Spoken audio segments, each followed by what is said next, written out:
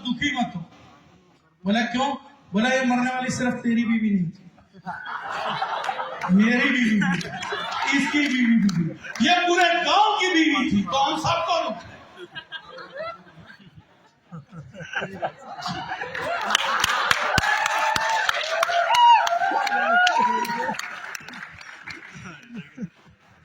वो मूवी थी, चल गया।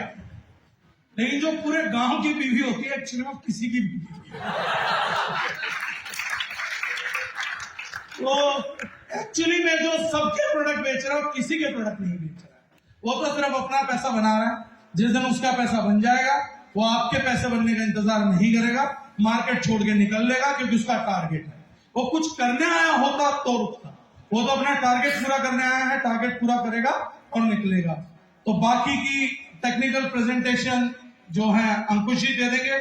बाकी एक छोटा सा सेगमेंट तो सर है, 2 लैब रिपोर्ट भूपेन जी ने और कहा था, 2 हमने और करा ली है, एक बार वो और दिखा देते हैं। हो साहब 2 मिनट और लगेंगे।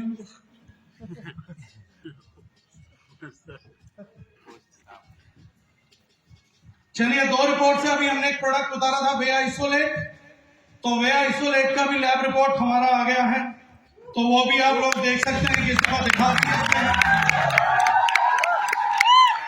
और दूसरी सबसे बड़ी बात, हम बार बार बोलते हैं कि हम फीमेल हेल्थ के लिए बहुत सीरियस हैं।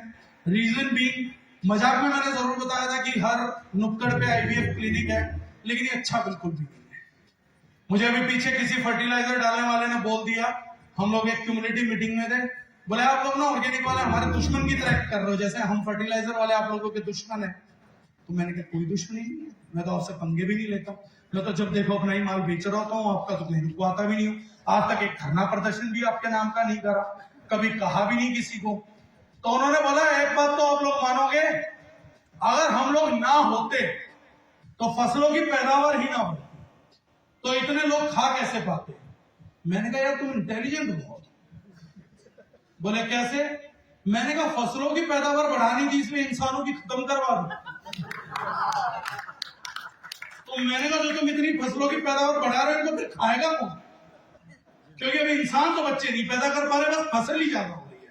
पहले इंसान एक ऐसी फैक्ट्री था जिसमें धकाधक बच्चे निकलते थे, कर्मचारी चाहेगा नहीं।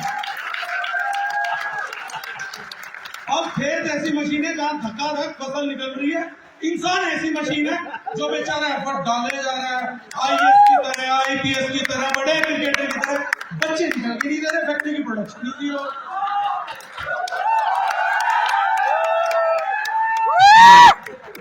तो ऑर्गेनिक समझना है तो इतना समझ लेना, फसल की बढ़ी हुई पैदावार घर की पैदावार पे खतरा है, तो वही चुनो जिसमें ज्यादा इंटरेस्ट हो कि फसल पैदावार खेत में चाहिए कि घर में चाहिए।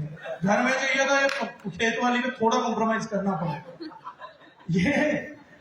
ये जो प्रोडक्ट है, ये जो आप टेस्टिंग देख रहे हैं, ये हमारे सैनिटरी नैपकिन का टेस्ट हुआ है।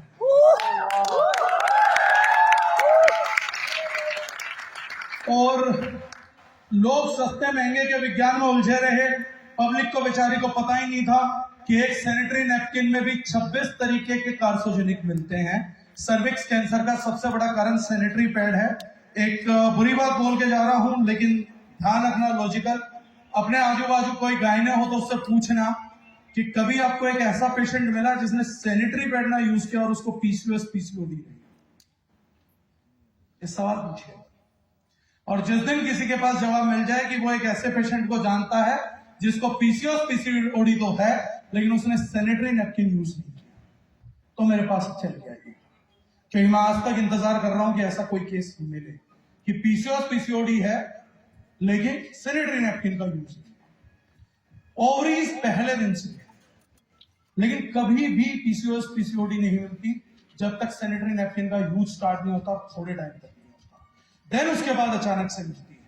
तो अलग अलग रिसर्चेस ने बताया कि लगभग 24 तरीके के केमिकल इस प्रकार की बीमारी दे सकते हैं। एंड इस कन्वेंशन के माध्यम से मैं आप लोगों को अनाउंस कर रहा हूं, Darjeeling Eve became the first brand of this country जिसने 24 के 24 केमिकल्स को पहली बार इंडिया में टेस्ट किया, and we have passed it all clear with no. ये आपका प्रोटीन कंटेंट आइसोलेट का 80